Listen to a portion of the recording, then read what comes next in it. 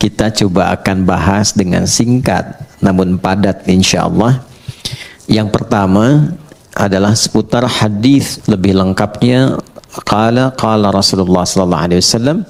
Satu kali Rasulullah sallallahu alaihi wasallam pernah bersabda, kullu amrin dhi balin la yubda'u fihi bi bismillahirrahmanirrahim fahuwa abtar.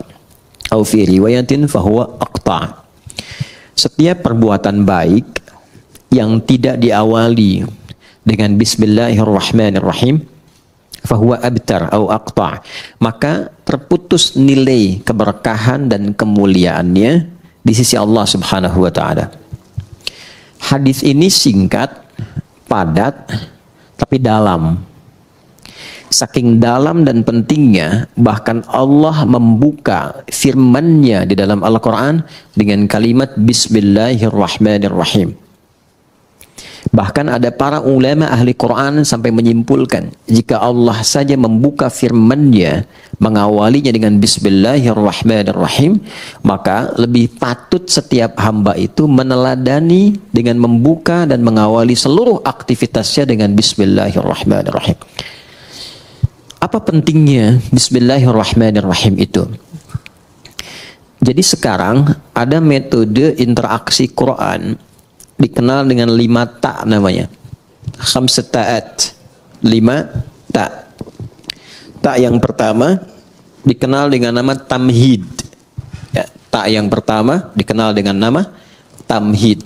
Tamhid itu pengantar yang mengenalkan kita pada setiap ayat dan surah yang akan dibaca dan dikaji. Jadi umumnya sekarang orang mengaji kan cuma buka mushaf, surat apa, baca kan? Pertanyaannya, kenal nggak dengan surah yang akan dibaca itu? Apa nama surahnya? Kenapa diberi nama dengan surah itu? Dalam suasana apa turunnya? Kapan turunnya? Apakah siang ataukah malam? Tempatnya di mana? Ada peristiwa apa di tempat itu sampai turun surah itu? Itu adalah tamhid namanya. Sehingga ketika kita kenal dan mengerti dengan metode ini, maka ada rasa penasaran yang memotivasi kita untuk mengenal Quran lebih dalam. Dari situ baru termotivasi kita untuk baca. Orang kalau tidak kenal dengan keutamaan Bismillahirrahmanirrahim, apa isinya, apa manfaatnya, ya, apa kemuliaannya, belum tentu dia akan memulai aktivitasnya dengan membacakan Bismillahirrahmanirrahim. Itu tamhid namanya. Kalau sudah selesai tamhid, maka yang kedua ada yang dikenal dengan tilawah.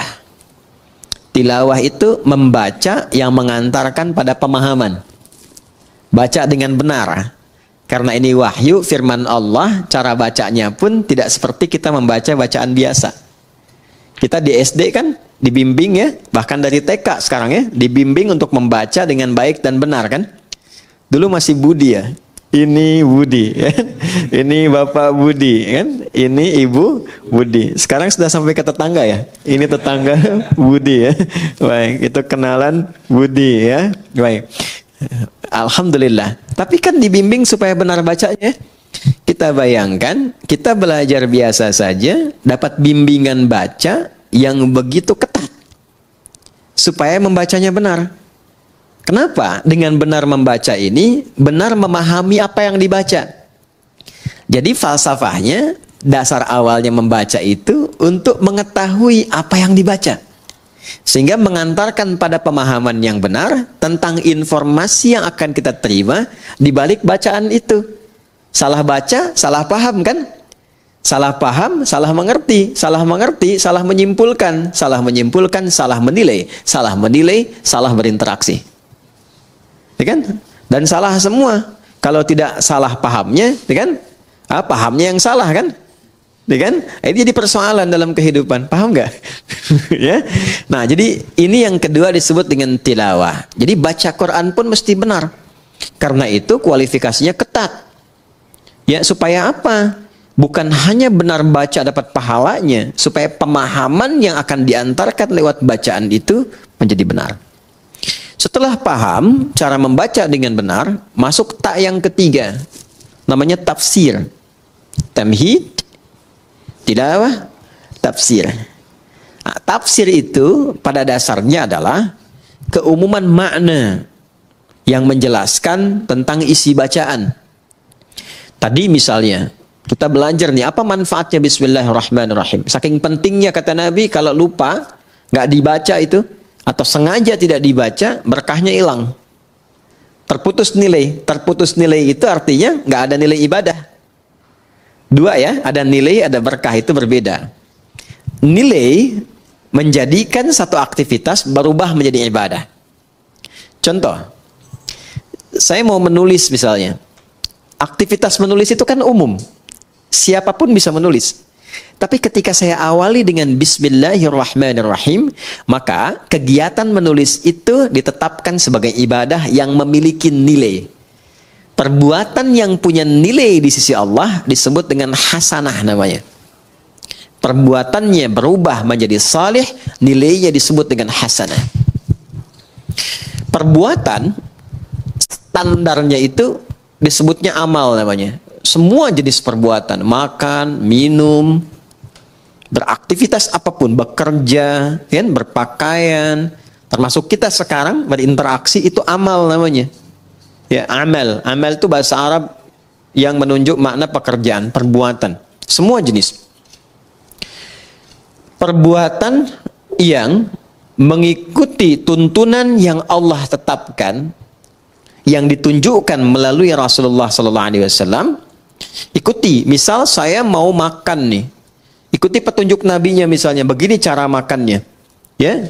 Misalnya idza quddimat ta'am, kata Nabi SAW, kalau dihidangkan makanan, khudh biyaminika ma yalik, ambil dengan tanganmu yang paling dekat denganmu. Karena itu sunnah kalau kita makan, apalagi di keluarga misalnya, ya, teman-teman yang di sini atau tersambung di Zoom atau YouTube, di keluarga kan ada beberapa anggota keluarga, ya. Nah, kiranya di sebagian anggota itu ada yang makanan favorit. Ini suka daging ayam, ini suka tempe, ini suka tahu. Sunnahnya dekatkan dengan yang paling disukai, sehingga tidak menjangkau yang jauh, ya, yang tidak mendekat kepadanya. Dulu saya punya kawan dari Pakistan dan India. Ayam yang paling disuka dekatnya ke India. Yang Pakistan suka ayam tuh. Kan dulu kalau makan pakai nampan itu ya, yang bersama-sama itu. Jadi cerdik juga nih yang Pakistannya, diajak ngobrol yang Indianya. Ini kisah nyata. Ngobrol sambil diputerin tuh. Puterin ya, sampai ayamnya deket tuh ke yang Pakistan tuh. Tapi yang India juga cerdas. Begitu mau dimakan, kata orang India, kita kembalikan bumi berputar pada porosnya, katanya. Balik lagi. Nah, ini yang kita ingin sampaikan, bahwa semua perbuatan itu kalau kita benar kerjakan berdasarkan petunjuk yang Nabi pernah tunjukkan. Mau makan, dekatkan, ambil dengan tangan kanan, samillah, sebut nama Allah. Tadi Al-Bukhari, qul bismillahirrahmanirrahim, sebutkan bismillahirrahmanirrahim. Maka perbuatan itu akan berubah seketika memiliki sifat soleh namanya. Maka kita kenal dengan nama amal saleh, kan? Semua perbuatan yang diikutkan pada petunjuk Allah. Nggak mungkin ikut Allah itu kalau kita nggak yakin, kan, dengan kebenaran Allah, dengan ketuhanan Allah. Nggak mungkin ikut petunjuk Nabi kalau nggak yakin Nabi itu Rasulullah, kan? Meyakini tanpa ragu kebenaran Allah sebagai Tuhan yang disembah, Rasulullah sebagai petunjuk berkehidupan untuk kita, namanya iman. Orangnya disebut mukmin. Iman ini yang menuntun semua perbuatan menjadi saleh. Ini nggak mungkin perbuatan jadi saleh kalau nggak ada iman. Jelas? Karena itu kata amal saleh di Quran saling bersanding dengan kalimat iman. Mau bentuknya kata kerja, kata kerjanya yang sifatnya misalnya infinitif, dasar, fi'il madhi, ataupun progresif, fi'il mudhari misalnya, atau bahkan bentuknya kata benda, isim fa'il dan sebagainya. Itu umumnya akan menyatu dengan kata amal saleh. Quran surah ke-103 Al-Asr, wal asr, innal insana lafi khusr illa alladhina amanu, iman wa amilus salihat. Jelas sampai sini? Nah, jadi idealnya setiap insan beriman itu perbuatannya mesti soleh. Idealnya begitu. Jadi kalau kita melihat perbuatan kita itu mesti soleh, pandangannya mesti benar. Tidak menyebutkan dan tidak disebutkan beriman, kecuali iman itu membimbing seluruh tubuh kita untuk bersikap soleh. Karena itu kalau kita ngaji Quran, teman-teman kalau sudah hafal atau kita ingin meriset ayat-ayat di Quran yang berbicara tentang fungsi tubuh kita, rata-rata itu dimulai dengan kata iman. Mata ya, dari mata kan bagian atas sampai dengan ke kaki. Itu sebelum disebutkan fungsi memandangnya, imannya dulu. Quran surah ke-24, surah Cahaya, ayat 30 untuk laki-laki, ayat 31 untuk perempuan, imannya dulu. Qul lil mu'minina yaghuddu min absarihim wa qul lil mu'minati yaghuddna min absarihinna. Katakan pada pria-pria yang merasa masih punya iman, imannya dulu. Perempuan juga begitu, katakan pada perempuan-perempuan yang menyatakan dirinya beriman. Coba kalau saya tanya, kita beriman nggak saat ini? Beriman ya, yakin. Teman-teman juga di belakang yang akhwat perempuan mengatakan saya beriman. Sekarang kata Allah buktinya apa? Kalau betul beriman, maka iman itu akan membimbing seluruh aktivitas kita itu menjadi saleh. Kalau memandang, kata Allah, dia akan pandang yang baik. Ketika memandang yang tidak baik, maka imannya akan memalingkan pandangan itu. Jangan dilihat. Makanya sering kita dengar bisikan hati kan? Ya, kalau ada perbuatan yang tidak bagus, hati kita akan membisikkan. Itu adalah kunci imannya. Soalnya ada di situ. Ada jiwa di dalam iman. Sinyalnya disebut sinyal takwa namanya. Makanya nanti selalu berurutan. Iman, ketemu takwa, ketemu amal saleh. Ya, nanti kita akan temukan itu. Kalimat takwa pertama turunannya amal saleh. Dzalikal kitabu la raiba fi hudal lil muttaqin. Orang takwa. Siapa itu? Ayat 3-nya. Alladzina yu'minuna bil iman wa yuqimunas, itu yang sering membisikkan kita. Ya, keluar misalnya dari sini. Ini hal yang sederhana ya, tapi adik-adik bisa mengalami itu. Keluar dari sini, sendal kalian lupa tuh di mana naruhnya. Mau pakai sendal teman kan? Kalau tingkat sinyal imannya tinggi, itu akan berkata, izin dulu sama teman yang punya ini. Itu bukan punya kamu. Ya, semakin lemah, semakin hilang bisikan itu. Ih, ini yang punya saya nih. Padahal dia nggak pakai sendal datangnya juga kan. Nah, kalau yang seperti itu bermasalah. Ini yang saya maksudkan. Jadi semua aktivitas yang dibimbing oleh iman dan menuntun amal, maka amalnya punya sifat saleh namanya. Dari mata turun ke lisan. Jangan sampai ke hati dulu kan. Dari mata turun ke hati. Kadang lewat lisan dulu kan. Ya. Nah, pakai lisan turun lagi ayat. Bahkan hadis Nabi tegas. Kata Nabi, "Man kana yu'minu billahi wal yaumil akhir falyaqul khairan aw asmut." Nah, Anda tahu hadisnya.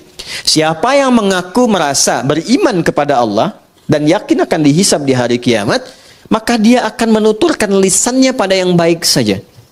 Kalau tak mampu dia berkata baik, dia akan diam. Coba sekarang betapa banyak orang mengaku beriman tapi tak mampu imannya menjaga lisannya. Pasti ada problem di situ. Pasti ada problem.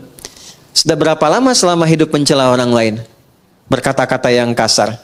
Senang berselisih dengan kata-kata yang kotor. Padahal Allah sudah pesan, jangan berselisih, ya, jangan saling mencela, jangan bikin hoax. Itu kan perbuatan lisan yang sekarang banyak diwakilkan lewat tulisan, lewat tangan. Makanya di hari kiamat tangan itu disebut bicara. Al-yauma nakhtimu ala afwahim wa tukallimuna aydihim. Kan? Wa tashhadu arjuluhum bima kanu. Baik. Nah, sekarang Allah sudah kasih isyarat akan ada masa lisannya memang diam, tapi tangannya nggak mau diam. Ya, bikin status yang nyakitin hati orang, saling sindir lewat tulisan-tulisan di media sosial. Nggak nyangka ya si dia, padahal nyangka tuh. Kan orang yang bilang nggak nyangka itu sedang menyangka kan? Ya kan? Nggak nyangka ya, sedang nyangka itu. Ya. Jadi semuanya itu berjalan keseluruhannya. Turun ayat di situ. Quran surah ke-49 itu kan Al-Hujurat. Hei, mana Qurannya? Ayat 11 sampai 12. Ya ayyuhalladzina amanu la yaskhar qaumin. Sepanjang beriman pasti gak akan saling mencela. Sekarang betapa banyak bahkan di tempat-tempat majlis ta'lim, majlis ilmu, ikut pengajian, kok bisa saling mencela? Itu sifat iman bukan di dalamnya. Kan? Saling merendahkan. Ya, dan seterusnya. Nah, ini baru yang basic gitu. Baru yang basic. Jadi kalau betul-betul sinyal iman kita kuat, dia akan memberikan pancaran ke dalam diri kita. Makanya nanti akan nampak, di wajahnya akan nampak cahaya. Cahaya yang dimaksudkan tuh aura-aura kebaikan. Ya, Muhammadur Rasulullah. Walladzina ma'ahu asyidda'u 'alal kuffar ruhama'u bainahum tarahum ruk'an sujada. Yamtaghuna fadla minallahi wa ridwana. Simahum fi wujuhihim. Tuh. Jadi selalu ada pancaran aura kebaikan. Jadi ada orang yang insan beriman tuh semakin tinggi imannya. Kadang kita lihat wajahnya aja udah tenang. Kadang-kadang kita punya masalah, lihat wajah orang itu aja kayaknya udah hilang masalahnya itu. Ya. Ada yang menarik. Dulu para ulama kita itu biasanya kalau sedang futur istilahnya itu, ada kejenuhan, capek, lelah, itu kadang-kadang cuma datang ke majelis si fulan untuk lihat orangnya aja. Setelah itu tenang lagi, balik lagi. Ya. Sekarang teknologinya makin tinggi kan? Kadang lihat fotonya aja selesai gitu. Ada yang seperti itu. Ada yang berkebalikan, disebut namanya aja udah mual mau muntah gitu kan. Nah, berarti ada sesuatu yang harus diperbaiki gitu ya. Nah, ini gambaran-gambaran yang terlihat sederhana tapi nyata. Nyata. Nah, itu produk amal soleh. Jadi dari iman muncul amal soleh. Nanti setiap amal soleh ini punya nilai. Ini yang saya maksudkan di awal tadi. Di sisi Allah. Allah yang memberikan nilai, bukan kita. Kalau kita memberi nilai, pandangan, sifatnya masih relatif. Mas Adrian bisa bilang misalnya, ini Bintaro tempat yang paling bagus. Tapi bagi orang Bekasi, enggak gitu kan. Galaksi lebih tenang misalnya kan. Kan? Bisa berbeda. Ya, jadi penilaian itu bisa tidak sama. Ada yang senang putih, ada yang senang biru. Ya, ada yang senang pink, ada yang senang merah, macam-macam. Manusia itu nggak ada yang standar. Karena itu Luqman Al-Hakim mengajarkan pada anaknya, kalau sudah kita konsisten dengan satu hal yang baik, jangan terlalu banyak mendengarkan pembicaraan orang. Ya, kalau sudah mantap, yakin jangan istikharah lagi. Istikharah itu justru memberikan keraguan pada sesuatu yang sudah mantap. Itu rumus fikih loh, sederhana tapi dalam.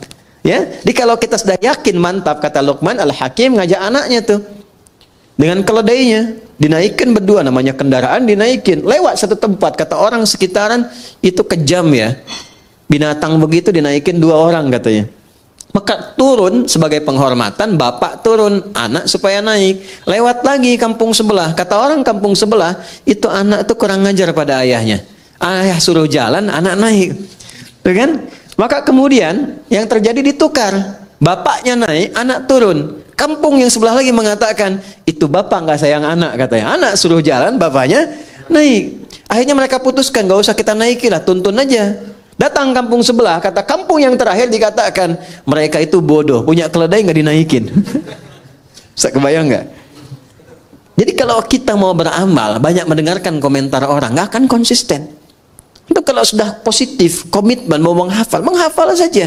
Nggak usah dengar orang mengatakan menghafal itu susah, menghafal itu nggak mudah, banyak tantangan. Sudah, Anda sudah ada di level yang tertinggi mengumpulkan keyakinan. Jangan goyah lagi. Nggak mudah loh. Datang ke pengajian, nyiapkan jadwal, udah siap, pasti akan ada tantangan di situ. Nah, itu yang kemudian disiapkan untuk menguatkan jiwa kita. Kalau kita lulus dengan itu semua, Allah kasih nilai. Kalau sudah Allah yang berikan nilainya, sudah tidak ada perbedaan pendapat lagi di situ. Itu sudah yang paling komplit, paling sempurna. Nilai yang Allah berikan pada satu perbuatan baik disebut hasanah namanya. Ya, hasanah. Hasanah. Siapa yang mampu mengerjakan satu perbuatan yang punya sifat hasanah dalam pandangan Allah, maka dia nanti akan mendapatkan poin kebaikan. Namanya ajrun. Lahum ajrun ghairu mamnun. Bukan komisaris ajrun ya. Itu polisi India. Ini dia dapat nilai di sisi Allah namanya ajrun poinnya. Poin dari hasanah disebut ajrun. Jamaknya ujur. Pelan-pelan. Berapa poinnya? Ini yang kita sebut pahala itu. Ya, sekian pahala, sekian pahala. Setiap perbuatan hasanah dia punya nilai 10 nilai pahalanya. Itu ada di Quran surah ke-6 ayat 160. Al-An'am, Quran surah ke-6 ayat 160. Man jaa'a bil hasanati falahu 'asyru amsalihha. Setiap perbuatan yang punya kualifikasi hasanah, maka dia punya nilai 10 di sisi Allah. Ini yang kita sebut dengan pahala itu. Pahalanya 10. Nah, karena yang memberi nilai Allah, jangan dihitung dengan pola hitung manusia. 1, 2, 3, 4, bukan begitu. Nabi memberikan ukurannya, kita ke masjid saja, baru datang untuk niat ibadah, belum mengerjakan apapun, itu mendapat 25 poinnya. 25 itu kata Nabi jarak 1 ke 2-nya 500 tahun. 2 ke 3-nya 500 tahun. 3 ke 4-nya 500 tahun. Dan semua perbuatan baik yang kita kerjakan disebut hasanah. Tadi sholat subuh kan? Ya, berarti kesiangan. Sholat subuhnya tadi. Ya kan? Tadi sholat subuh nggak? Hah? Tadi sholat subuh nggak? Sholat, berarti kesiangan ya. Ya. Kalau saya katakan subuh tadi sholat nggak? Sholat, ya kan? Tadi sholat subuh nggak? Nggak sholat. Oke, baik ya. Baik, sholat itu disebut hasanah. Oleh Quran disebut hasanah. Jamaknya hasanah itu hasanat. Di Quran surah 11 ayat 114. Quran surah Hud ayat 114. Nanti yang bait 1 naikkan ya levelnya ya. Tahu peta Qurannya itu supaya merangkainya lebih mudah. Karena Quran itu kitab petunjuk. Ya, bukan sekedar hafalan. Aqimis salata tarafain nahar wa zulafan minal lail innal hasanati yudhhibnas sayyiat. Oke. Jadi salat disebut hasanah. Makanya sekali kita salat itu dapat 10 kebaikan. Tadi nilainya 1 ke 2 500 tahun, 2 ke 3 500 tahun. Baca Quran itu setiap hurufnya 10 dan disebut dengan hasanah. Setiap poin hasanah itu yang disebut dengan ajrun. Nanti beda-beda. Infak ada berapa? Yang kita sering sebut 700 kali lipat itu di Al-Baqarah ayat berapa? 261. Mathalul ladzina yunfiquna amwalahum fi sabilillah kamathali habbah ambatat sab'a sanabil fi kulli sumbulatin mi'atu habbah. Celakanya sering dipotong sampai sini ayatnya nggak dilengkapin. Karena itu hitungannya cuma nyampe 700. Infak 1000 dikalikan 700 jadi berapa? 700.000. Dan lebih celaka lagi dikalikannya sama hitungan dunia. Kalau infak 1000 baliknya 700.000. Padahal konsep dasarnya bukan begitu. Konsep dasarnya adalah ada pahala yang Allah siapkan lebih tinggi daripada nilai dunia. Kalaupun ada balik dunia, itu cuma bonus saja. Yang wujud nilainya boleh jadi 700.000. Tidak harus dalam bentuk uang. Mungkin dijaga supaya tidak sakit. Yang kalau berobat 700.000. Anda misalnya ke restoran, tiba-tiba ditraktir teman, yang bilnya 700.000.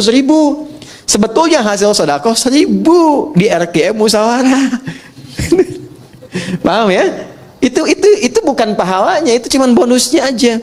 Pahalanya tuh ukuran akhirat. Pahala nggak nampak sekarang. Pahala diberikan di akhirat, ditampakkan saat sakaratul maut.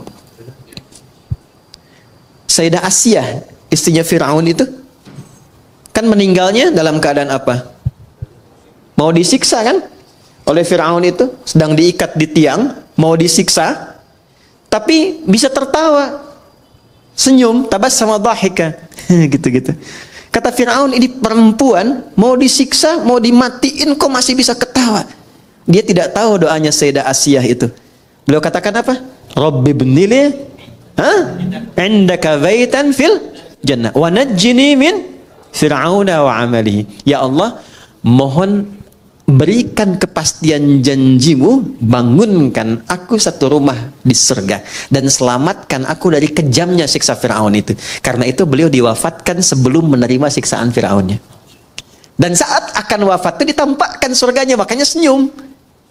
Orang yang tidak biasa beramal soleh, tidak sensitif, tidak mengerti itu. Makanya chemistry-nya nggak nyambung. Ya kan? Sama dengan begini, Anda biasa soleh, orang lain biasa salah, nggak akan bisa nyambung. Ada preman ketemu kiai, Assalamualaikum kiai. Preman ketemu preman lagi, orang soleh ketemu soleh lagi. Kalau Allah berkehendak, yang salah akan ketemu soleh supaya salah menjadi soleh dengan wasilah taubat. Nah, ini yang dimaksudkan di sini. Jadi ada beberapa pola di dalam Al-Quran itu kalau kita baca pada akhirnya mengantarkan pada kebahagiaan, punya nilai. Nah, nilai ini akan kemudian ditampakkan saat kembali pulang, dikonfirmasi. Di dunia bentuknya keberkahan, bertambah nilai kebaikan. Masih ingat tadi saya katakan nilai dan berkah. Berkah itu bertambah nilai kebaikannya, punya nilai manfaat. Di dunianya disebut berkah, akhiratnya disebut pahala. Saya minum, misal Bismillahirrahmanirrahim, jadi amal saleh.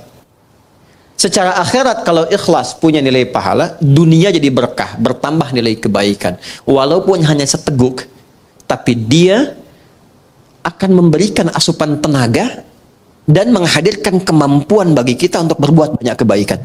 Makanya ada orang makannya sedikit, tapi perbuatannya banyak kebaikannya. Ada orang minumnya sedikit, pakaiannya sederhana, tapi kebaikannya banyak gitu. Itu yang disebut dengan berkah. Jelas? Oke. Nah, sampai di sini teman-teman sekalian, kita sering berdoa supaya setiap perbuatan kita di dunia ini semuanya punya nilai hasanah. Kita ingin semua perbuatan kita itu punya sifat baik.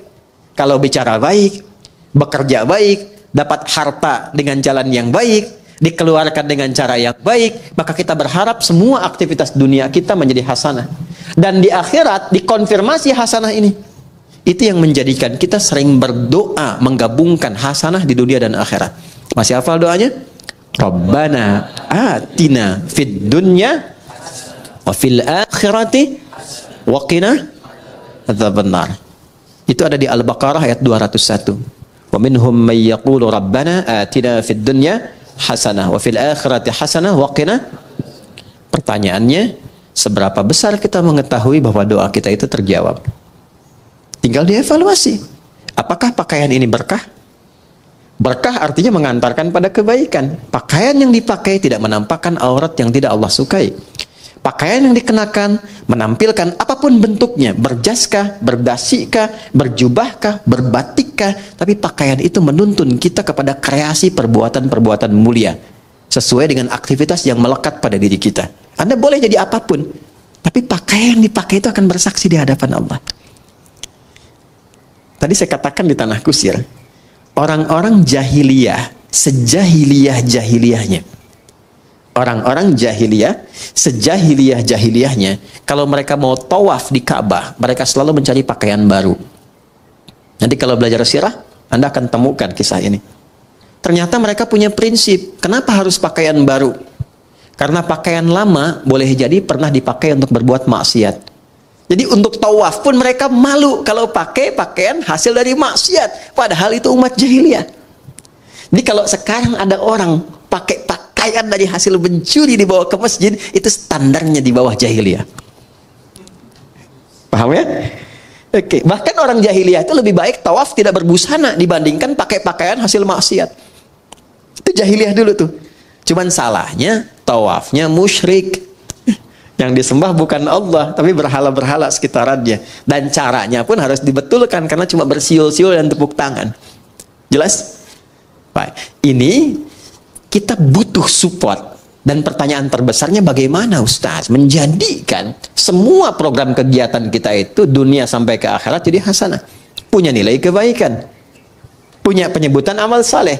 Maka rumusnya hadis yang di awal tadi kita bacakan, diawali oleh dinda kita tadi saat membaca dalam MC melalui hadis Nabi sallallahu alaihi wasallam. Kuncinya Bismillahirrahmanirrahim. Maka kata Nabi, setiap perbuatan yang baik-baik. Karena bismillah itu melekatnya pada yang baik.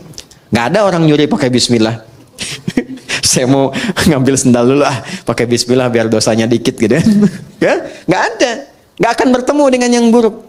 Karena itu kata Nabi, kalau kita ingin melatih menjadi pribadi yang lebih baik, bicaranya baik, berkatanya baik, jadi suami-suami yang baik, istri-istri yang baik, murid-murid yang baik, guru-guru yang baik, maka biasakan Bismillahirrahmanirrahim.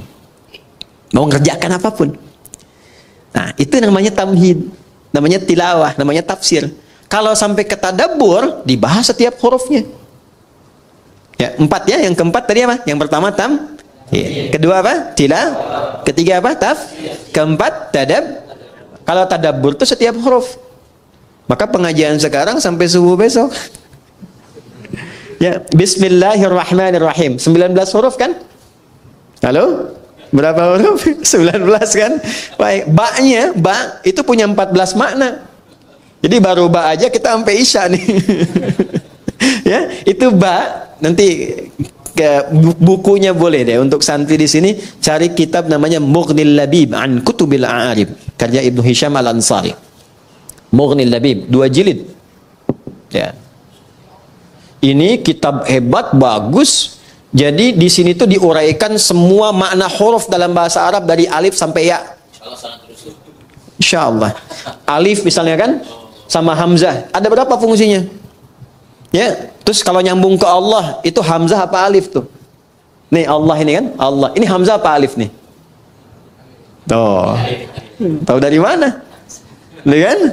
Terus lamnya kenapa ada tasdidnya di sini? Ini menarik dan tidak ada yang sama. Ini khusus nama hanya bagi Allah. Karena ini bukan tasrif, ini nama yang dilekatkan langsung untuk Allah.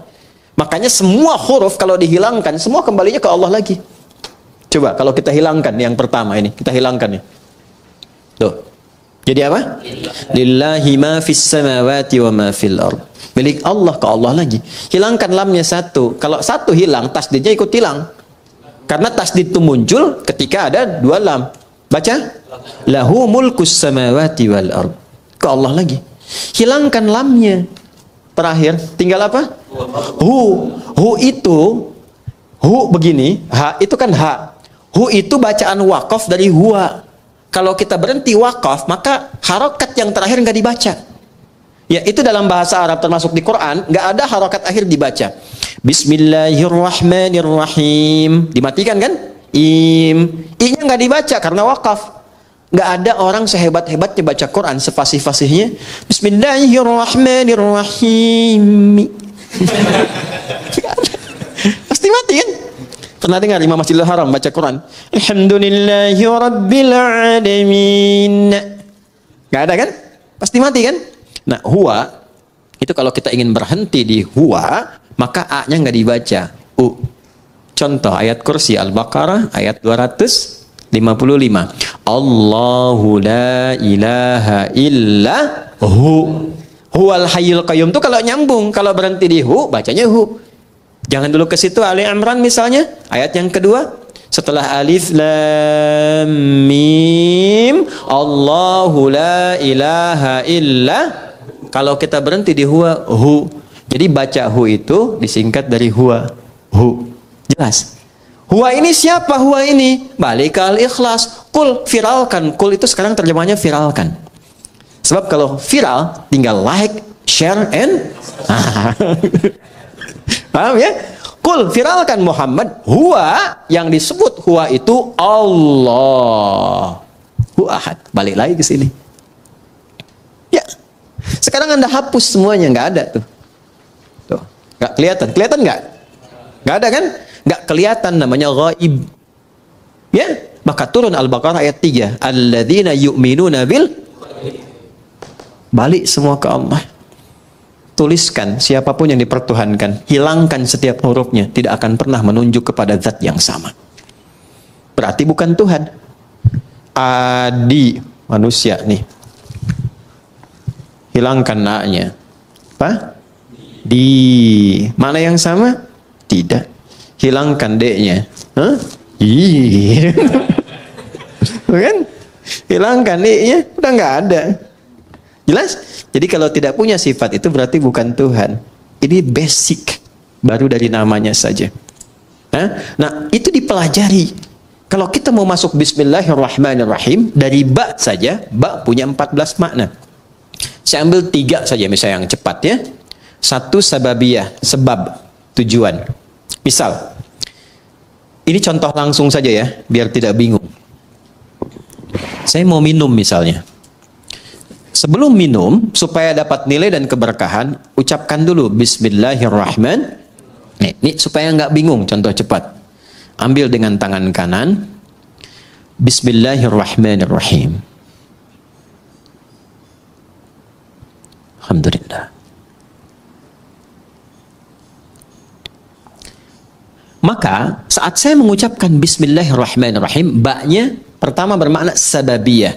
Maksudnya menjadikan kegiatan minum ini karena Allah. Bukan sekedar minum. Ya Allah, saya minum ini untuk mendapatkan ridha-Mu. Maka ketika itu diucapkan, muncullah sifat yang kedua namanya musahabah. Musahabah itu penyertaan. Maka Allah akan menyertai kita. Maksudnya mengawasi, memberikan perlindungan. Supaya memastikan apapun yang kita kerjakan, yang kita minum, kita makan, benar caranya, berkah masuk ke dalam perutnya. Jadi energi. Kalau pekerjaan jadi baik, nanti dibimbing oleh Allah. Siapa yang mendapatkan musahabatullah akan dibimbing. Ya, banyak cara. Dulu orang menempuh dengan tahajud. Itu orang kalau tahajudnya benar, dapat bimbingan dari Allah. 4 keutamaan. Pertama, dibimbing mengawali aktivitas. Kedua, dibimbing mendapatkan solusi kala mengalami kesulitan. Ya, yang ketiga, diangkat derajatnya ke tempat terbaik. Yang keempat, dilindungi kalau ada orang usil ingin menjahilinya. Itu ada di Quran surah ke-17. Al-Isra ayat 79 sampai dengan 81. Wa minal laili fatahajjad bihi nafilatan la. 1. Asa ayyab'atsaka rabbuka maqaman mahmuda. Maqam mahmuda itu kedudukan terhormat. Anda mau jadi di dewan, di pimpinan perusahaan, di birokrasi, diplomasi. Kadang ada orang kan terangkat ke tempat terbaik, cuman cara masuknya salah kan? Ya kan? Maka yang kedua, wa qur rabbi adkhilni mudkhala sidqin, cara masuk yang benar. Ada orang punya kesulitan tapi salah menyelesaikan, salah cari solusi, datang ke dukun. Itu kan? Kenapa ke dukun? Karena ini orang pintar. Iya, sebab yang datang bodoh. Kenapa dukun disebut orang pintar? Sebab yang datang bodoh. Maaf dengan kalimat ini ya, maksudnya untuk memperbaiki.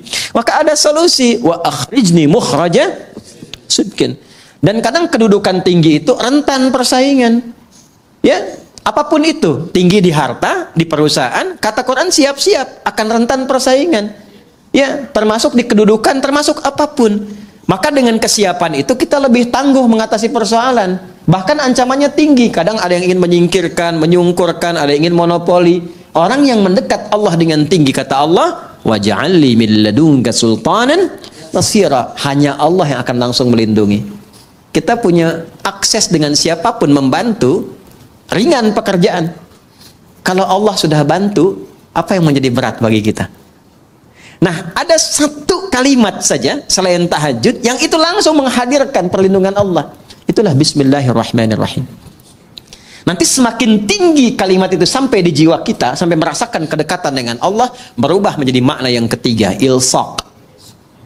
Ilsaq. Dari kata lisak. Lem itu bahasa Arabnya lisak. Untuk menempelkan sesuatu. Ada orang yang sangat dekat dengan Allah. Saking dekatnya bahkan sebelum minta sudah dikabulkan permohonannya. Pernah kenal nggak dengan Maryam, anak perempuannya Imran? Maryam binti Imran. Kenal, Ustaz? Kenal di mana? Ini Ustaz lulus dari Yaman langsung kenal Maryam binti Imran. Maryam abnata Imran. Maryam binti Imran nggak minta, dikasih sama Allah. Ya, dan ada di satu kasus melebihi keutamaan Nabi Zakaria. Nabi Zakaria belajar dari kasusnya Maryam, minta sama Allah, dikabulkan. Mintanya pun di mihrabnya Maryam.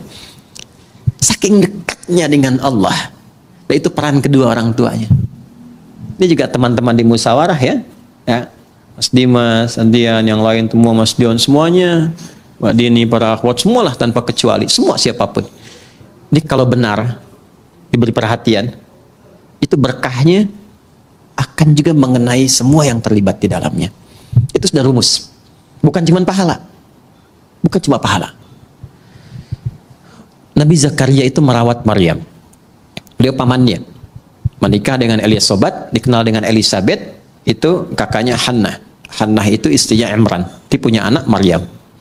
Ketika dirawat, Maryam itu sudah disiapkan dari kecil. Buka ayat 37 surah Ali Imran. Itu saking dekatnya dengan Allah, walaupun dirawat oleh pamannya, ya Al-Quran mengabadikan dan memviralkan kepada kita. Fataqabbalaha rabbuha biqabulin hasanin wa ambataha nabatan hasanah. Perhatikan. Kullama dakhala 'alaiha Zakariyal mihrab wajada 'indaha rizqa. Tuh. Jelas? Allah menyampaikan wa kaffalaha Zakaria, dirawat oleh pamannya, tapi yang menarik setiap pamannya mengantarkan kebutuhan setiap kali. Ya, mau mengantarkan makanan sudah ada makanan. Yang menarik begini, di tafsir itu disebutkan, ya yang enggak ada pun jadi ada. Enggak musim anggur, ada anggur. Nganterin apel, adanya anggur. Ada semua. Qala ya Maryamu anna laki hadza. Beliau bertanya, Maryam, dikonfirmasi dari mana semua ini? Pamannya itu tahu sebetulnya, kan yang pegang kuncinya pamannya. Tahu Maryam ini dekat dengan Allah, hanya ingin mengonfirmasi apakah benar kedekatan itu telah terjadi. Maka beliau jawab, qalat huwa min indillah. Ini dari Allah semuanya. Ya, maka orang yang didekatkan dengan Allah, keluarnya Allah. Anak-anak dari kecil tuh ya kecil tuh. Ustami, kawan-kawan dari kecil anak-anak itu dekatkan dengan Allah. Kalimat-kalimat Allah yang keluarnya Allah.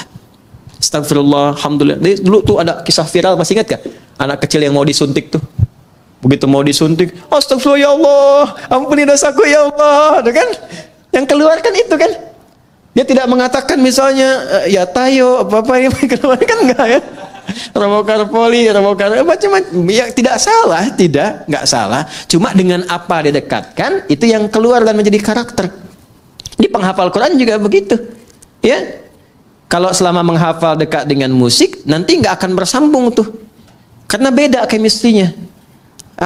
Ojo dibanding kayak itu. Ya nggak akan menang ya. Nggak sama ya. La yastawil ladzina ya'lamuna wal ladzina la ya'lamu bainahuma barzakhun la yabghiyan. Nggak akan ketemu. Ya, chemistry-nya nggak sama. Jadi saya ingin katakan bahwa kembali lagi, kalau sudah ilsaq dekat dengan Allah, itu diberi. Qalat huwa min indillah. Ini dari Allah. Ini kuncinya. Jadi kalau ngaji Quran tuh jangan putus-putus. Kayak tadi yang di sini nih. Ini kan belum selesai Al-Baqarah 261 tuh. Ya, Wallahu yudha'ifu liman yasha. Wallahu wasi'un. Kalau nyampe situ nggak 700 kali pahalanya.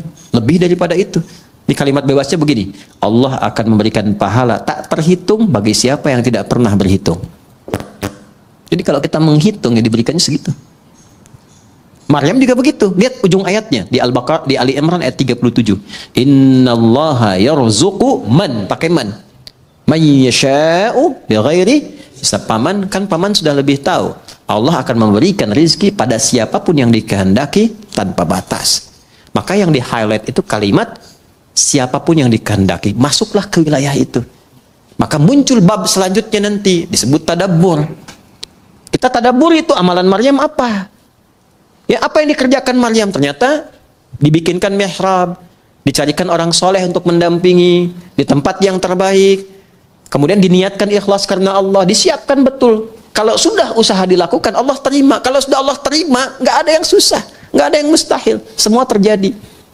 Maka Nabi Zakaria pertama kali mengambil keberkahan dari tempat sujudnya Maryam di situ. Maka di situ beliau salat di ayat 38-nya itu. Hunalika da'a Zakaria rabbah qala rabbi habli min ladunka dzurriyyatan thayyibah innaka sami'un.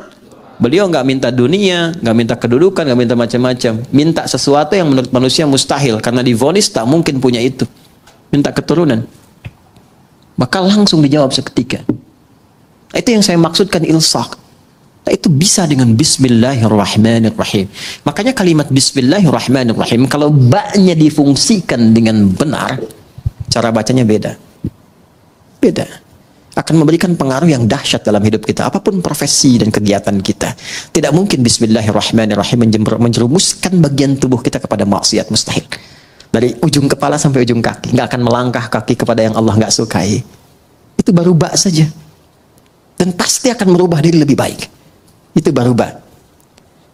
Ba titik dan ba itu mahal. Makanya ada ulama mengatakan begini, isi Al-Quran intisarinya ada di Al-Fatihah, sarifati Al-Fatihah ada di Bismillahirrahmanirrahim, inti Bismillahirrahmanirrahim ada di huruf ba, dan inti huruf ba itu ada di titik, dan dari titik itulah semua digariskan. Nun wal qalami wama yasturun. Kun jadi titik, fayakun. Ini agak mahal karena ilmunya itu agak banyak di situ. Tapi dulu orang tua kita tidak pernah membuat bahkan pakaian kecuali memberikan pesan di dalamnya. Koko itu dari kata waqwa, dari bahasa Arabnya. Waqwa itu asal dari kata takwa. Jadi kalau sudah mengenakan pakaian takwa, baju koko, jaga diri untuk mendekat kepada Allah. Walibasut taqwa dzalika khair. Bawahnya sarung. Sarung itu sarungan dari kata syar'an. Orang kalau sudah pakai baju takwa harus dekat dengan syariat. Ya kan? Makanya pakaian kakinya baqyak. Ya, al-baqa lillah. Kemudian pecinya itu disebutnya apa? Kopeah. Kopiah itu dari kata khufyah. Khufyah itu menunduk. Kalau sudah bagus sarungan, ahli ilmu, ilmunya bagus, khufyah, makin tawadhu. Jangan sombong, karena yang kekal itu hanya milik Allah Subhanahu wa taala.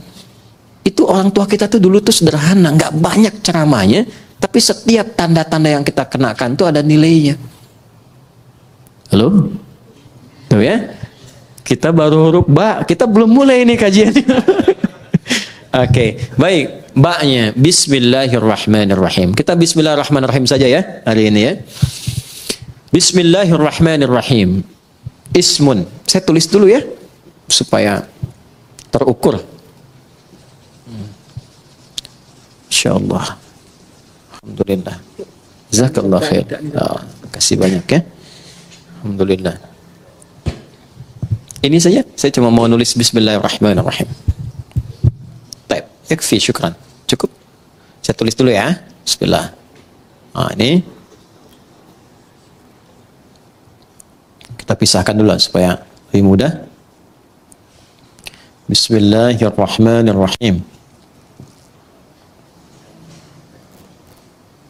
Ya.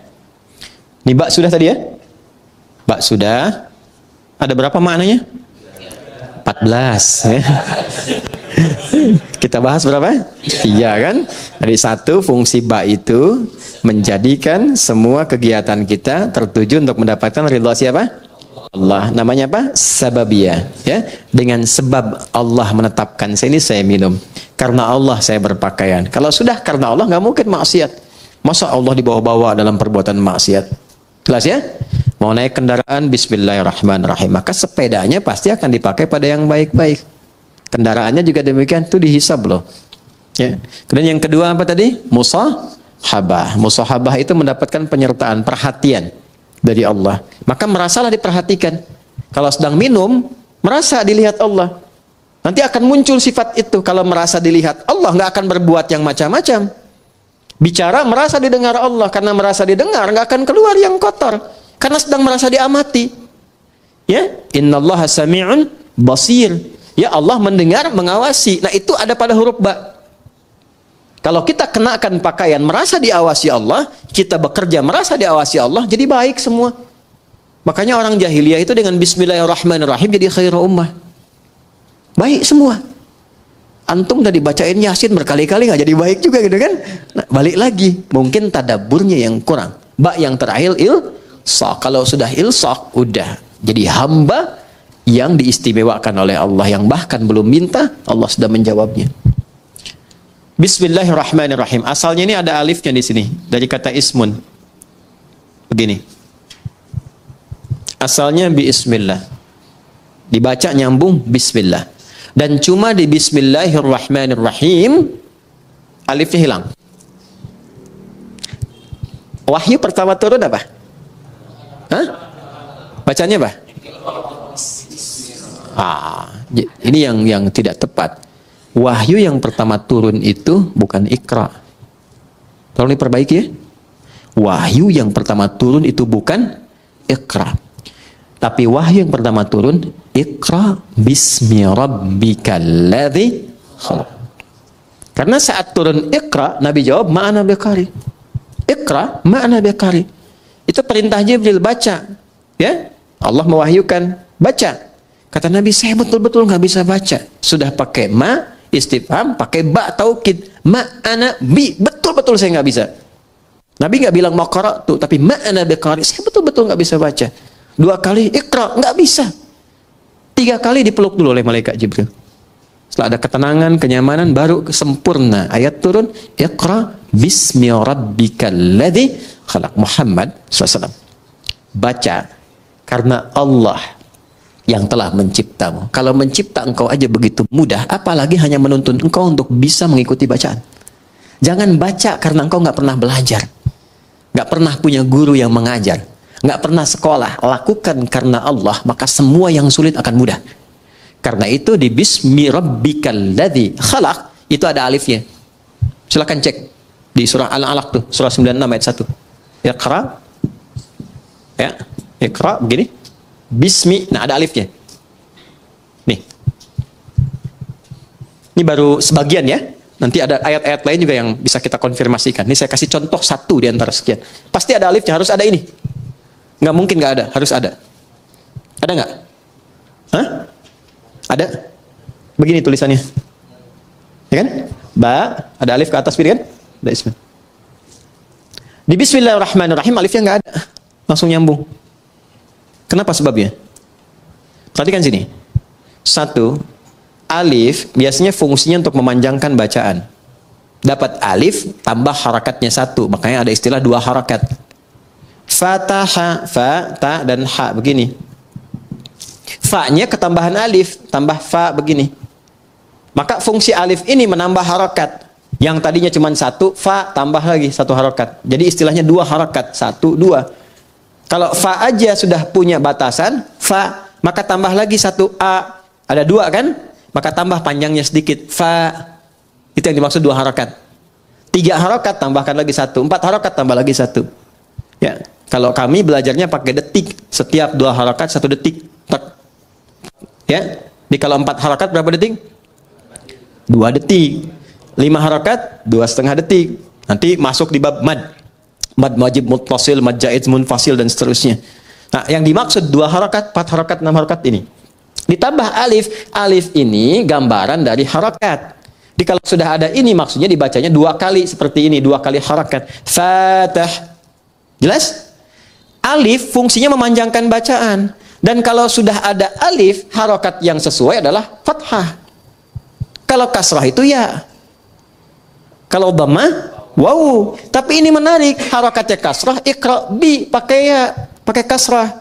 Tapi tandanya alif. Kenapa nggak dibuang saja? Untuk memberikan kesan, karena pertama kali Nabi diminta membaca iqra, beliau merasa tidak mudah, panjang prosesnya. Menunjukkan sesuatu yang tidak mudah, panjang, kadang berliku, kadang tidak mudah. Tapi kalau semua dilakukan karena Allah, maka Allah akan membuat yang panjang semakin pendek, yang sulit akan semakin mudah. Itulah sebabnya ketika walaupun di sini ada alifnya, tetap dibacanya cepat dan pendek. Iqra bismi rabbik. Jadi Anda kalau menghafal Quran dikerjakan karena Allah, bukan karena target dari RKM harus selesai sekian. Kalau enggak jadi umroh. Cuman sampai ke Cengkareng aja misalnya kan. Ya. Saya menghafal bukan karena tuntutan dari kurikulum, tapi saya lakukan karena Allah. Maka akan terjadi akselerasi. Ya, kuantum, lompatan yang bahkan akan melewati orang-orang yang bahkan sudah punya hafalan banyak. Gitu. Itu yang kami dahulukan kepada para penghafal. Bisa dibayangkan ada anak dan ibu masuk karantina hafalan Quran. Ibu sudah punya bekal 3 sampai 5 juz, anak masih kosong. Ibunya target ingin jadi hafidhah, ikut itu. Anaknya terserah Allah saja deh mah. Dipaksa ibunya masuk, ya udah karena Allah saya hafalkan. Hari ke-27 anaknya hafal 30 juz, ibunya belum sampai. Bayang? Oke, maka ini yang saya ingin terangkan fungsi alif. Kenapa di sini dihilangkan alif ya? Untuk memberikan gambaran, orang yang memulai dengan kalimat Bismillahirrahmanirrahim, maka semua proses yang sulit seketika akan dihilangkan oleh Allah tanpa harus mengalaminya lagi. Paham? Gitu. Tapi dengan cara baca yang benar. Ya, makanya orang dulu tuh Bismillahirrahmanirrahim. Ada yang dapat begini, mudah begitu karena cara bacanya benar. Ya, orang sekarang baca Bismillah niatnya pengen terbang. Pengen jalan di sungai itu kan sudah nggak betul kan, sudah pengen baca pikiran orang, gitu, atau dipakai untuk hal-hal yang tidak sesuai dengan syariat, ya tidak akan nyambung, ya kasembung main layangan nggak nyambung sayang. Ya? Paham di sini? Baik, itu alif tuh. Sekarang ismun nih, sin dan mim. Asalnya dari kata apa? Bisa dari kata wasamun, bisa dari kata sumuun. Wasamun berarti tanda, sumuun berarti tinggi. Kalau kita ingin gabungkan keduanya, tanda dan tinggi. Orang yang senantiasa melakukan perbuatan dengan awalan Bismillahirrahmanirrahim, meniatkan karena Allah, maka hamba itu akan langsung ditandai oleh Allah Subhanahu wa ta'ala dan ditinggikan derajatnya di hadapan Allah. Sudah. Allah, nama yang menunjuk pada 2 hal sekaligus. 1, sifat. ketuhanan. Yang kedua, pusat penyembahan. Ya, sifat uluhiyah, ketuhanan, dan ubudiyah, penyembahan.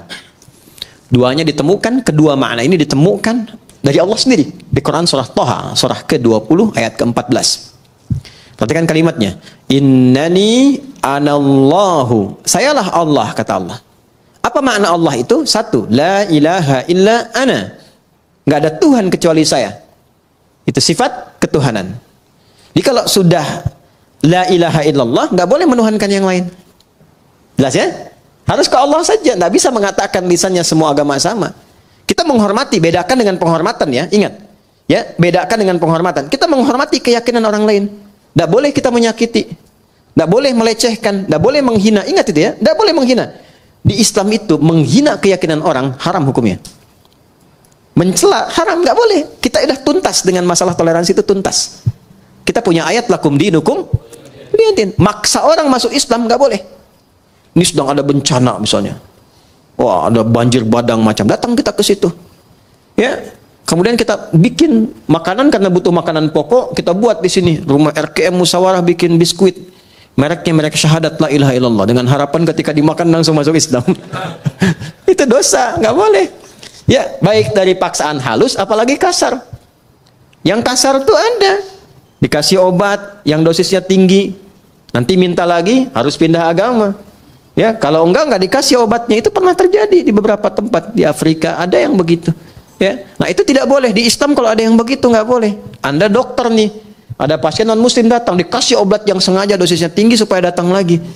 Dan tergantung kepada Anda. Syahadat dulu, kalau nggak syahadat nggak saya suntik, ya kan, dosa itu, ya nggak boleh. Ya, atau misalnya mengada-ngada, ya, oh wudu deh Pak, kalau Bapak wudu minum obat ini langsung sembuh, padahal memang obatnya harus itu misalnya, itu dosa, nggak boleh. Islam itu indah, Islam itu indah.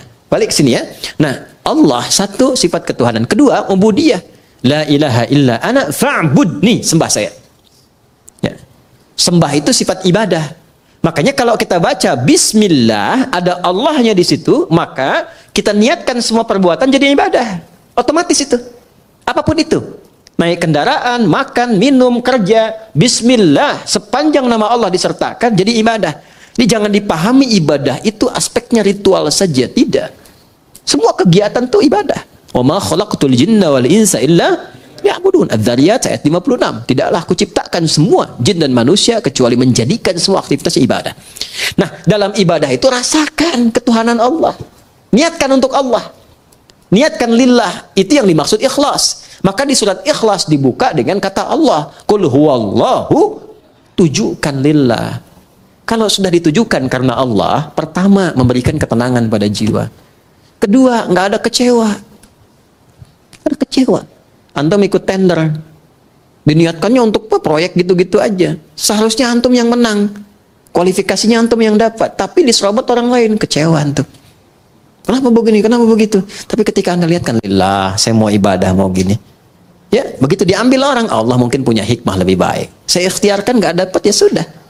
Ya, ada tanggung jawab, dia begini, begitu. Itu nikmatnya lillah tuh begitu. Untuk merawat nih ya, teman-teman santri begini, tiba-tiba ada perilaku yang nggak sesuai dengan harapan antum, bisa kecewa. Saya rawat-rawat, saya begini begitu, ternyata perlakuan kamu begini, padahal yang menitipkan rezeki juga Allah, yang menetapkan dia hadir di sini Allah, ya kan? Maka ketika muncul sifat itu, hilanglah kemudian keberkahannya. Tapi ketika semua diniatkan karena Allah, maka ada sifat bijak, tenang hati kita, kita bisa membaca, oh ini, itulah tadabbur. Mungkin maknanya begini ya. Dia dititipkan supaya memotivasi kita lebih memberikan perhatian lagi. Kemudian perhatian itu tiba-tiba anaknya bisa berubah. Itu yang disebut Allah. Rahman, puncak perhatian yang luas kepada siapapun tanpa batas. Rahim, spesifik rasa kasih untuk setiap insan beriman. Rahman dan Rahim, singkatnya rahmat untuk semua. Di orang Islam tuh kalau bismillahirrahmanirrahim baik, sama non-muslim baik, punya tetangga Kristen dibaikin, yang Hindu dibaikin, yang Buddha dibaikin, itulah Rahman. Apalagi pada muslim, apalagi keluarga sendiri. Sama istri rahmah, sama suami rahmah, sama anak-anak rahmah. Itulah Rahman dan Rahim. Makanya nggak ada pertengkaran kalau bismillahirrahmanirrahim itu benar kita amalkan. Indah. masak makanan kata Nabi. Masih ingat hadisnya? Baunya sampai ke tetangga. Maka bagilah makanan itu walaupun kuahnya. Apa landum kuahnya itu? Tapi cara memahaminya mesti sempurna. Jangan sampai antum makan ayamnya, kuahnya dibagi tetangga gitu ya. Yang dimaksud Nabi itu salah satunya adalah bima ma'na wa kama qala atau kama qala Nabi sallallahu alaihi wasallam, yang dimaksud walaupun masak kuah saja, kalau baunya nyampe jangan sampai tetangga salah tafsir. Kan sekarang banyak bumbu kan? Halo? Bumbu opor yang dimasak tempe kan? Kan yang nyampenya bau opor. Dia nggak tahu kalau masak tempe. Maka bagikan supaya tidak salah paham. Tapi pertanyaan saya, apakah di hadisnya itu ada khusus untuk orang Islam saja? Tidak. Ini tetangga di sini mungkin tidak semua Muslim nih, kan? Ada yang Kristen, ada yang macam-macam. Sampai berita di sini ada air, ada makan, bagi. Jangan sampai datang ke sini. Pak, kemarin kayaknya bagi sembako. Iya, cuman sayang ibu kafir. Enggak boleh begitu. Hati-hati, itu dosa hukumnya, nggak boleh. Ya, bagi. Sebelum diminta datangi. Ya. Pagi Bu, oh iya pagi Pak, ini ada sedikit nih. Oh, kok banyak sekali ini, terima kasih. Bapak baik banget. Bukan saya, tapi Allah yang memerintahkan saya untuk berbagi.